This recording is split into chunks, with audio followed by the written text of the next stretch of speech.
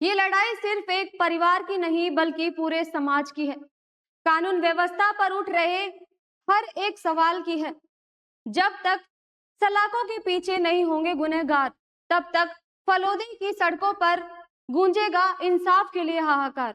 जी हाँ दोस्तों, आज हम जिस हाहाकार की बात करने जा रहे हैं, उसकी गूंज आज जोधपुर के फलोदी कलेक्ट्रेट पर साफ सुनाई दे रहे हैं, जहां लोहावट की जनता ने सिर्फ आक्रोश ही नहीं है, बल्कि उस बच्ची की उस बच्ची की चीख पुकार भी शामिल है।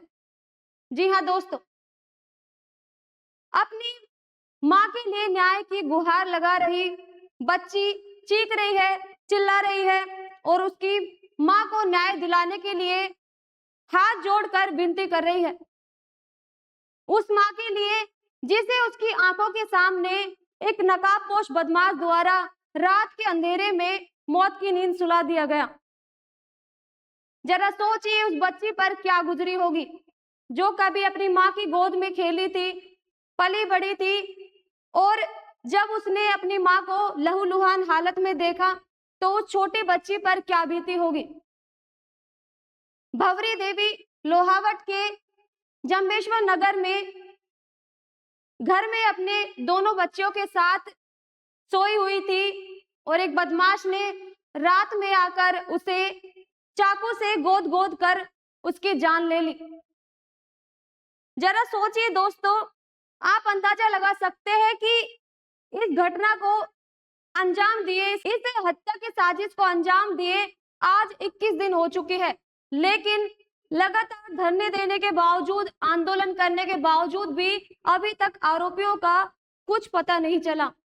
बड़े शर्म की बात है ये पुलिस प्रशासन के लिए, हमारे प्रदेश की व्यवस्थाओं के लिए, कि एक सोती हुई महिला को एक बदमाश द्वारा लहूलुहान कर दिया जाता है, उसकी हत्या कर दी जाती है, साथ में उसकी छोटी बच्चियों को नुकसान पहुंचाया जाता है, लेकिन उन आरोपियों का अभी तक कोई पता नहीं है। पुलिस के हाथ अभी भी खाली है, उनके पास अभी तक उन आरोपियों का एक सबूत तक नहीं लगा, उनको पकड़ने तो दूर की बात है।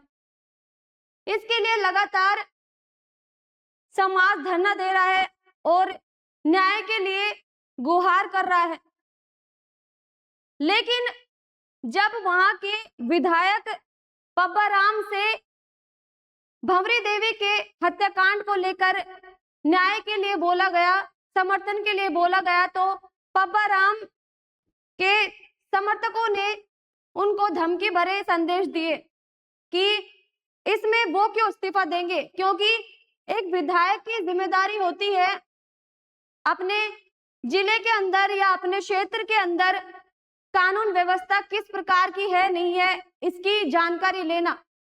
और जनता ने जब भंवरी देवी के हत्या के बाद विधायक से उसके इस्तीफे की मांग की तो उन्हें धमकाया गया, उनको धमकी देने का आरोप सामने आया है।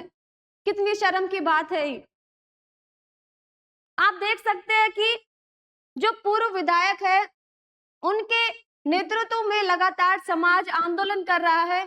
करीब 10 दिन से पूर्व विधायक कृष्णाराम बिश्नोई लगातार धरने पर बैठे थे और उन्होंने फिर एक जनसभा आयोजित की, और जिसमें भंवरी देवी की बेटी, आप देख सकते हैं कि किस प्रकार एक छोटी बच्ची अपनी मां को न्याय दिलाने के लिए हाथ जोड़कर विनती कर रही है और न्याय की गुहार लगा रही है कि उसकी मां के कातिलों को, उन आरोपियों को कड़ी से कड़ी सजा मिले और उन्हें फांसी पर लटकाया जाए। देख सकते हैं कि आप एक बच्ची किस प्रकार अपनी मां के लिए न्याय की गुहार लगा रही है, लेकिन इसकी सुनने वाला अभी तक राजस्थान के अंदर कोई भी प्रशासन का एक नेता तक नहीं आया है। भंवरी देवी के लिए आप देख सकते हैं पूरा जन सैलाब उमड़ चुका है। करीब 4 जिलों की 5 लाख से ज्यादा की भीड़ उस सैलाब के अंदर उमड़ी है भंवरी देवी को न्याय दिलाने के लिए। उनके लोगों ने अब कस्में खा ली है समाज ने कि सिर्फ 36 कौम ही नहीं बल्कि सर्व समाज भंवरी देवी को न्याय दिलाएगा। अगर प्रशासन नहीं दिलाएगा प्रशासन के अलावा राजनेता अगर सामने नहीं आएंगे तो वो खुद जाकर भंवरी देवी को न्याय दिलाएंगे। उन्होंने कस्में खाई है, क्योंकि अगर आज भंवरी देवी को न्याय नहीं मिला तो कल यही घटना किसी और के साथ होगी और फिर वो न्याय के लिए गुहार लगाएंगे और ये क्रम लगातार चलता रहेगा। दुनिया हम पर हंसेगी, ऐसा कहना है भंवरी देवी के लिए न्याय की गुहार लगाने वाले समाज का। आप देख सकते हैं कि हनुमान बेनीवाल जो अक्सर आवाज उठाते हैं राजस्थान के राजनीतिक मुद्दों पर, लेकिन सच के लिए बोलने वाला कोई नहीं है। हनुमान बेनीवाल के समर्थकों ने बोला है कि बेनीवाल आएंगे और न्याय दिलाएंगे। उन्होंने साफ कहा है कि अगर कोई न्याय नहीं देगा तो हनुमान बेनीवाल आकर न्याय दिलाएंगे। लेकिन 21 दिन हो चुके हैं, न्याय दिलाएंगे कब? सवाल तो वहीं का वहीं है। अभी भी भाटी खुद बोल रहे हैं कि कोई नहीं आएगा तो मैं न्याय दिलाऊंगा, लेकिन फिर वही सवाल कि न्याय दिलाएंगे कब? जब आरोपी फरार हो जाएंगे तब। अभी तक सारे नेताओं के सिर्फ बयान आए हैं, सामने आकर कोई भी नेता ने पीड़ित परिवार से एक बार भी नहीं पूछा। उन बच्चियों से भी हाल नहीं जाना है कि उन पर क्या गुजर रही है, किस प्रकार से उनको ढांढस बंधाया जाए, किस प्रकार से उनको आश्वासन दिया जाए। अब तक किसी भी नेता ने घटना स्थल पर जाकर पीड़ित परिवार का जायजा नहीं लिया है। राजनीति की बात देख सकते हैं कि राजनीति में ये अक्सर होता है कि एक बयान के बाद दूसरा बयान देते हैं, लेकिन जब प्रदेश में ऐसी घटनाएं हो रही होती है तब ये राजनेता लोग कहाँ जाते हैं। सबसे बड़ी शर्म की बात यही है हमारे प्रदेश के लिए, शासन व्यवस्था ठीक नहीं है। दिन दहाड़े मर्डर कर दिए जाते हैं, लूटपाट की जाती है, और तो और घर में भी अब सुरक्षित नहीं है लोग। भंवरी देवी के केस में यही हुआ है। रात को भंवरी देवी अपने दोनों बच्चियों के साथ सो रही थी और अचानक एक नकाबपोश आके उनके ऊपर हमला कर देता है, उन्हें मौका वारदात पर लहूलुहान कर देता है और उन्हें जान से मार डालता है। लेकिन 21 दिन बाद भी प्रशासन अभी तक ये नहीं पता लगा पाया कि वो आरोपी है कहां। आरोपी आराम से घूम रहे हैं। पुलिस जांच के अलावा एसआईटी तक को जांच सौंप दी गई, लेकिन उनके हाथ पर मौके से कुछ नहीं लगा है।